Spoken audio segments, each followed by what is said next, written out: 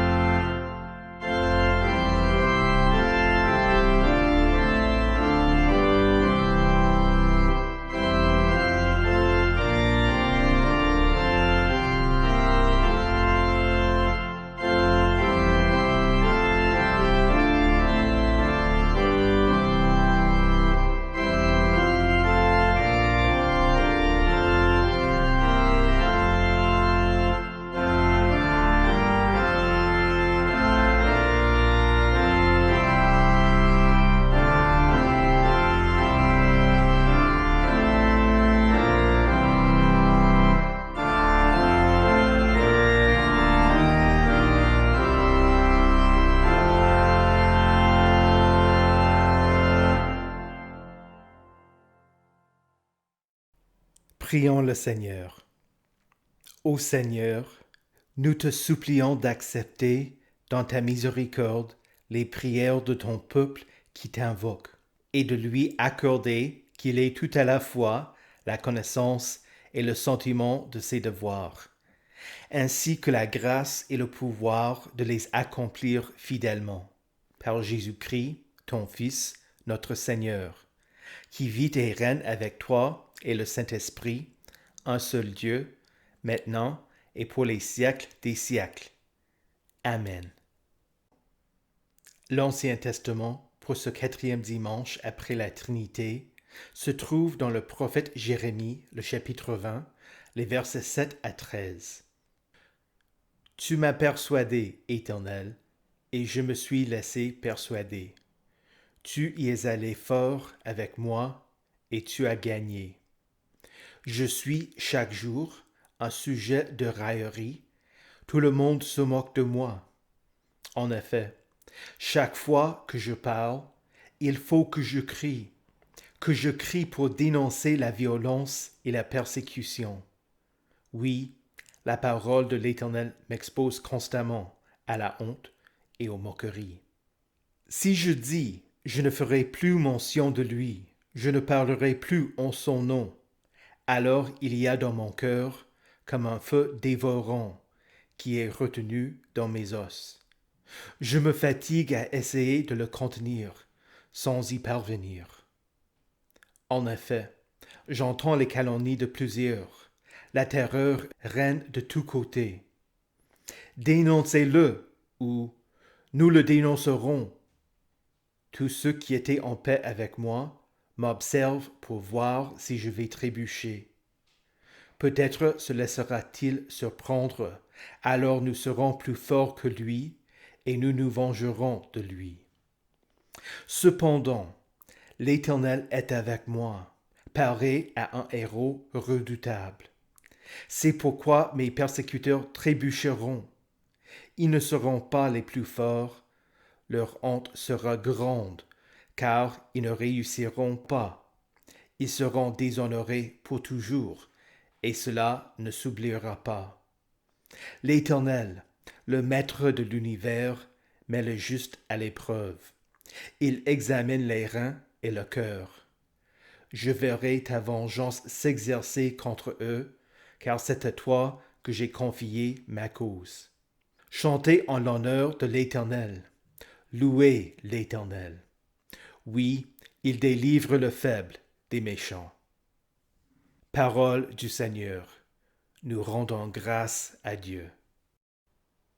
L'épître se trouve dans la lettre de saint Paul aux Romains, le chapitre 5, les versets 12 à 21.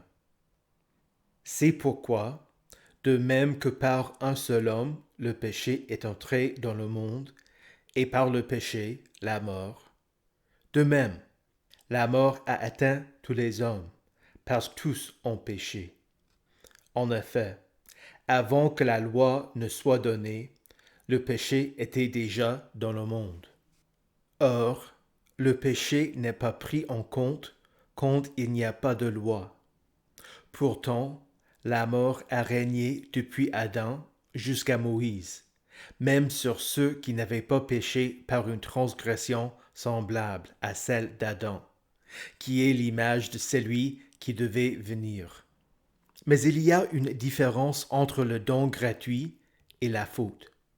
En effet, si beaucoup sont morts par la faute d'un seul, la grâce de Dieu et le don de la grâce qui vient d'un seul homme, Jésus-Christ, ont bien plus abondamment été déversés sur beaucoup.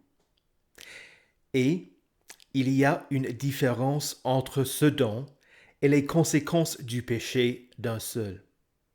En effet, c'est après un seul péché que le jugement a entraîné la condamnation, tandis que le don gratuit entraîne l'acquittement après un grand nombre de fautes.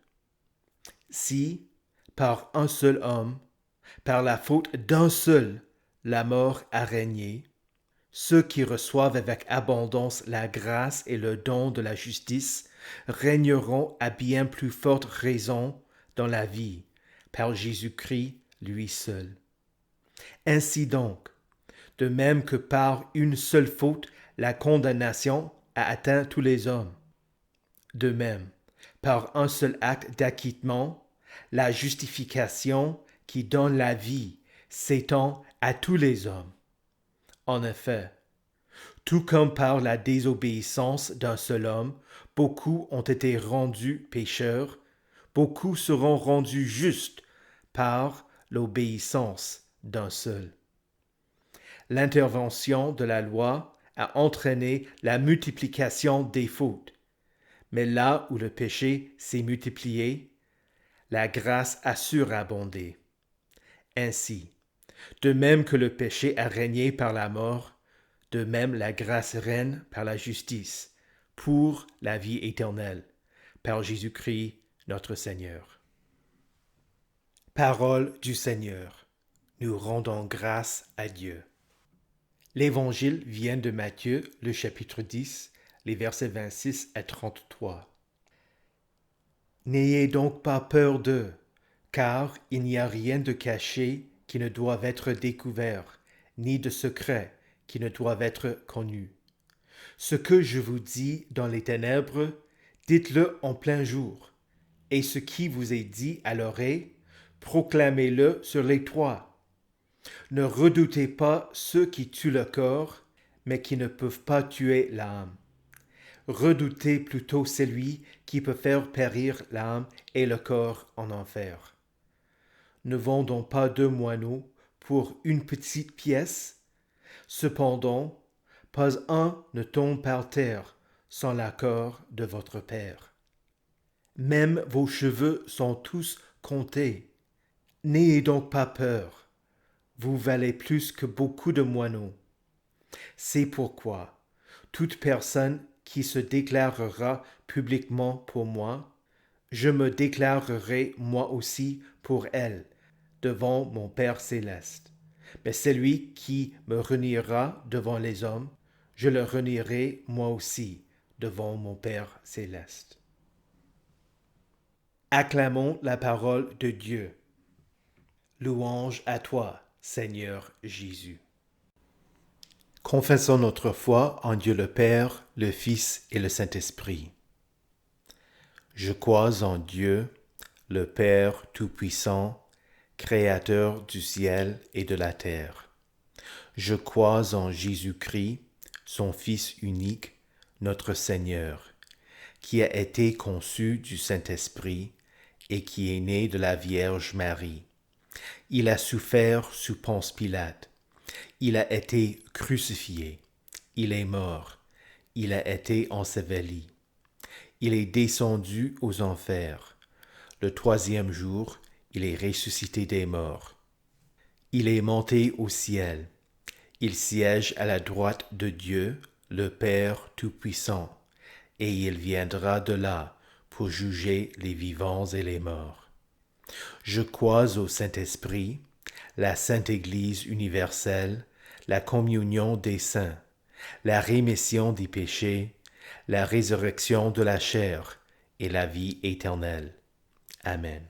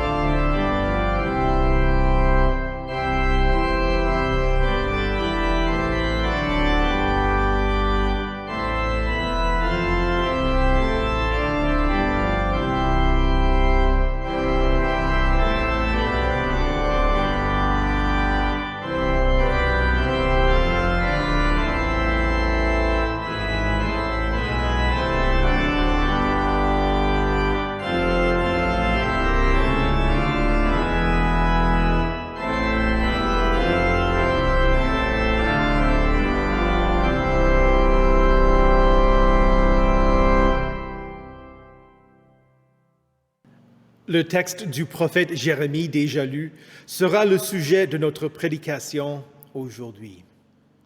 Prions. Ô Éternel, ta parole a été adressée à Jérémie et tu as mis tes paroles dans sa bouche. Mets tes paroles dans les bouches des prédicateurs fidèles aujourd'hui, afin que ton peuple entende l'appel à se repentir et la promesse du salut qui vient par la foi en Jésus-Christ. Amen. Saint de Dieu, précieux et bien-aimé, que la grâce et la paix vous soient données de la part de Dieu notre Père et du Seigneur Jésus-Christ. Amen.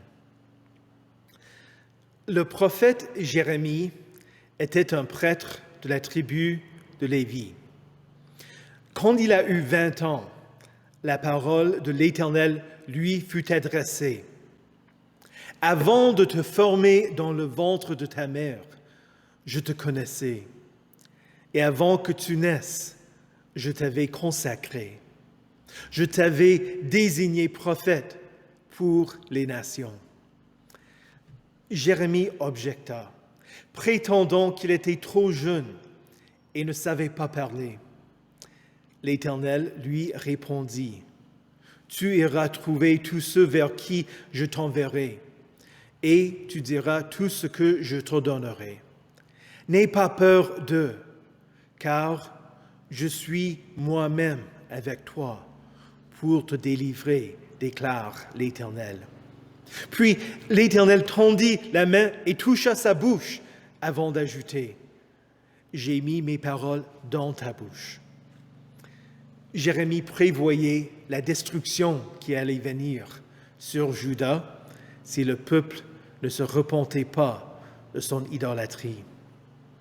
Jérémie se dévoua pendant 40 ans à la prédication de la parole de Dieu.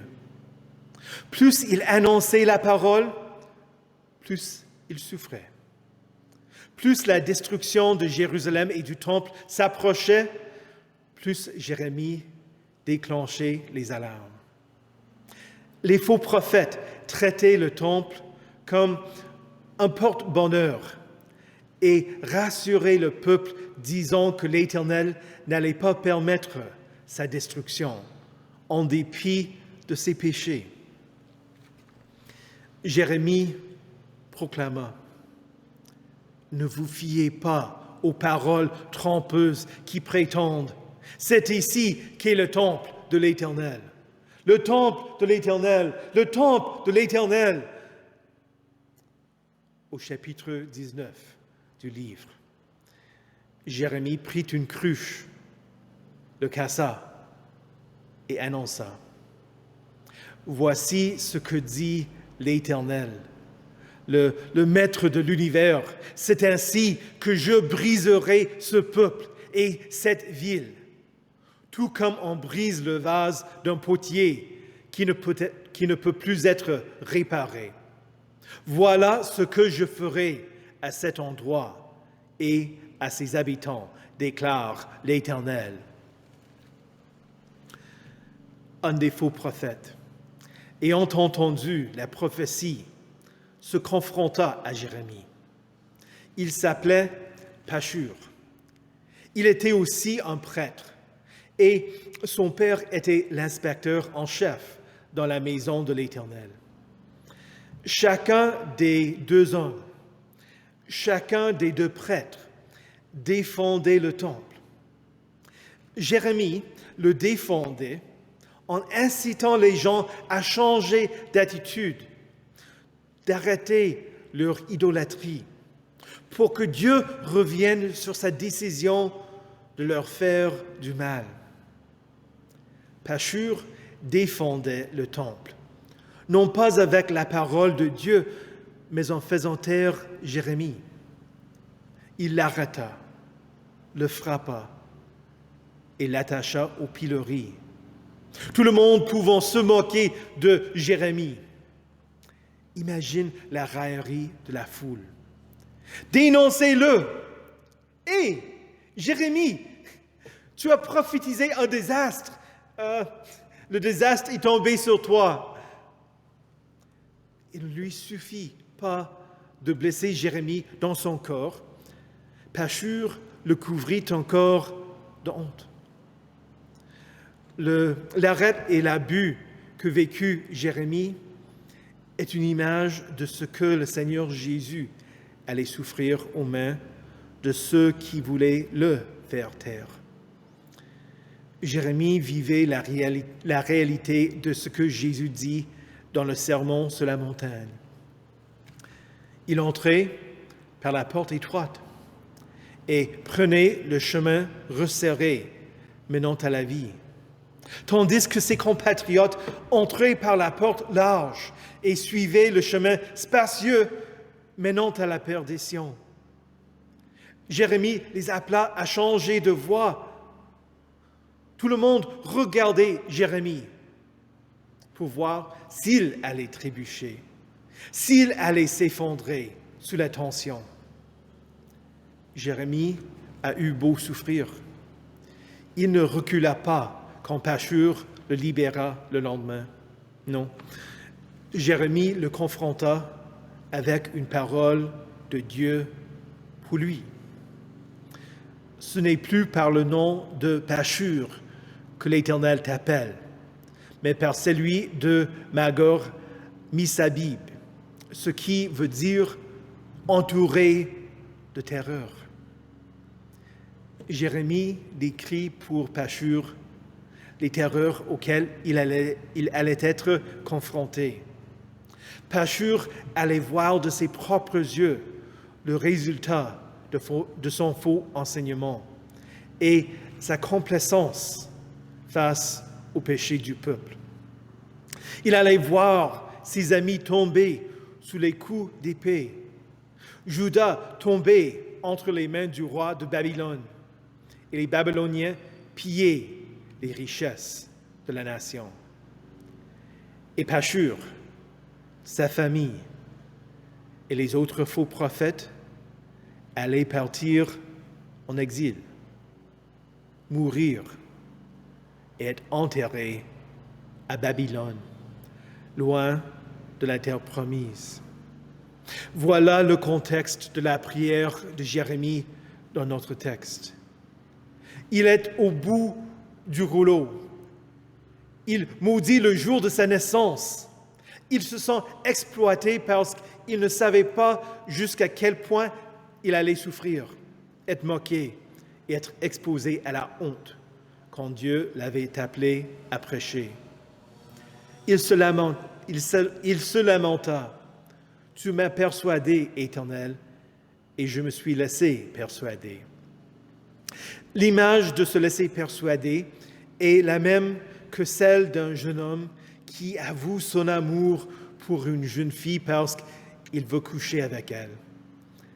Mais de la même manière que la jeune fille se laisse persuader par les paroles douces du jeune homme, Jérémie croit à la parole de Dieu. Et ainsi, il ne peut qu'endurer la raillerie et persister à avertir le peuple. La prière de Jérémie est brute et honnête. Il ne voulait pas être dédaigné, il ne voulait plus vivre. L'émotion de sa prière est comme une vieille bouilloire dont la vapeur siffle, dont l'eau bouillante déborde si personne n'éteint le feu. La plupart du temps, nous sommes moins émotifs dans nos prières. Mais parfois, nous abandonnons toute retenue et invoquons Dieu du fond du gouffre. Nous le questionnons. Pourquoi? Comment? Qu'est-ce que tu fais? Nous crions, nous pleurons, nous prions avec David. Mon esprit est abattu en moi, mon cœur est consterné au fond de moi. Le Dieu qui sait tout te permet de tout lui dire. Et quand nous sommes épuisés et ne savons pas quoi prier, nous soupirons. Seigneur, aie pitié. Ce n'était pas seulement les faux prophètes et la tribu de Juda qui avaient besoin de se repentir, mais Jérémie aussi. Dans sa prière, il admet « Tu y es allé fort avec moi et tu as gagné ». Jérémie n'abandonna pas son appel. En dépit de tout, persuadé du grand besoin que les gens entendent la parole, convaincu de la volonté de Dieu, Jérémie persévérera. Le grand réconfort pour Jérémie, le grand réconfort pour toi et ton Dieu. Jérémie dit, « L'Éternel est avec moi, pareil un héros redoutable. » Il a eu raison. L'Éternel est avec toi. Il est ton héros. C'est lui qui est venu te sauver. Le salut de Jésus est aussi certain que sa résurrection des morts. Ceux à qui Jérémie prêchait croyaient aussi que l'Éternel était avec eux. Mais le problème pour eux, c'était qu'il n'était pas avec lui. Ils honoraient Dieu des lèvres, mais leur cœur était éloigné de lui. Jérémie n'a pas trébuché, mais ses persécuteurs finirent par trébucher quand vint le jugement. Ils n'étaient pas plus forts que les Babyloniens et ils n'étaient certainement pas plus forts que Dieu. Toute la honte à laquelle ils soumettaient Jérémie s'est retournée contre eux et ils sont déshonorés pour toute éternité. Jérémie dit, l'Éternel, le Maître de l'univers, met le juste à l'épreuve. Il examine les reins et le cœur. Dieu sait ce qu'il y a au plus profond de ton être. Il crée en toi un cœur pur. Les épreuves ne sont pas là pour te piéger, mais à travers les épreuves. Confie-lui ta cause, parce qu'il est fidèle. Jérémie conclut donc, chantez en honneur de l'Éternel, louez l'Éternel, oui, il délivre le faible des méchants. Après la victoire des Babyloniens, la parole que Jérémie avait prêchée au cours des 40 ans de son ministère soutenait le peuple quand il était en captivité. La promesse que Dieu n'allait pas abandonner son peuple le conduisit à revenir à lui. Et même pendant les 70 ans de la captivité, Dieu était avec son peuple, le bénissant, le soutenant, le protégeant, et oui, le sauvant, jusqu'au jour où il accomplit sa promesse et fit retourner son peuple en terre promise. C'était pour le salut de son peuple que Jérémie a prêché, même si ce n'était pas la génération rebelle qui a bénéficié de la parole, mais ses enfants et ses petits-enfants. Dieu a délivré le faible des méchants. Il a délivré son peuple. Et plus tard, il a délivré son Fils unique des méchants qui l'ont mis à mort. Et à travers Jésus, il t'a délivré des méchants et de la mort. Chantez en honneur de l'Éternel, louez l'Éternel. Oui, il délivre le faible des méchants. Que la parole de Christ te soutienne lorsque tu entres par la porte étroite et continue d'avancer sur le chemin resserré qui mène à la vie. Au nom de Jésus. Amen. Prions pour tout le peuple de Dieu en Jésus-Christ et pour tous les peuples, selon leurs besoins. Chaque demande sera conclue avec les mots « Prions le Seigneur ». Vous pouvez répondre Seigneur, aie pitié. Pour ceux qui s'éloignent de Dieu et ne tiennent pas compte de sa parole, qu'ils changent d'attitude, prions le Seigneur. Seigneur, aie pitié. Pour ceux qui prêchent l'Évangile et ceux qui le croient, qu'ils restent fidèles, ne renient pas Jésus et ne trébuchent pas en face des railleries et des moqueries des ennemis de la croix. Prions le Seigneur. Seigneur, aie pitié. Pour les fiancés qui préparent le mariage, pour les couples mariés et pour les familles, pour que les foyers repoussent loin d'eux toutes les embûches de l'ennemi. Prions le Seigneur. Seigneur, aie pitié. Pour le gouvernement, pour tous ceux qui créent des lois, pour ceux qui maintiennent le droit, pour ceux qui travaillent pour assurer la justice et pour des citoyens responsables, prions le Seigneur. Seigneur, aie pitié. Pour tout commerce et toute industrie qui sert le bien-être commun, qu'ils soient honnêtes en offrant des produits de qualité aux clients, en payant un salaire juste aux employés et en étant des citoyens responsables. Prions le Seigneur. Seigneur, aie pitié. Pour ceux qui travaillent au champ, pour que nous mangions notre pain de ce jour, et pour des temps agréables et une terre fertile. Prions le Seigneur. Seigneur, aie pitié.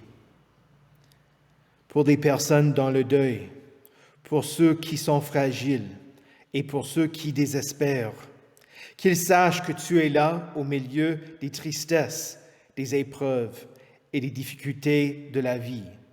Prions le Seigneur. Seigneur, aie pitié. Pour ceux qui soignent les malades, que le Seigneur les protège des contagions et guérisse ceux qui souffrent. Prions le Seigneur. Seigneur, aie pitié. Et maintenant, résumons toutes nos intercessions et toutes nos actions de grâce avec les paroles que le Seigneur Jésus nous a enseignées. Nous osons dire: Notre Père qui es aux cieux, que ton nom soit sanctifié, que ton règne vienne, que ta volonté soit faite sur la terre comme au ciel. Donne-nous aujourd'hui notre pain de ce jour. Pardonne-nous nos offenses, comme nous pardonnons aussi à ceux qui nous ont offensés. Et ne nous laisse pas entrer en tentation, mais délivre-nous du mal. Car c'est à toi qu'appartiennent le règne, la puissance et la gloire, au siècle des siècles. Amen. Recevez la bénédiction de Dieu. Que le Seigneur vous bénisse et vous garde. Que le Seigneur fasse luire sa face sur vous et qu'il vous accorde sa grâce. Que le Seigneur tourne son visage vers vous et vous donne sa paix. Amen.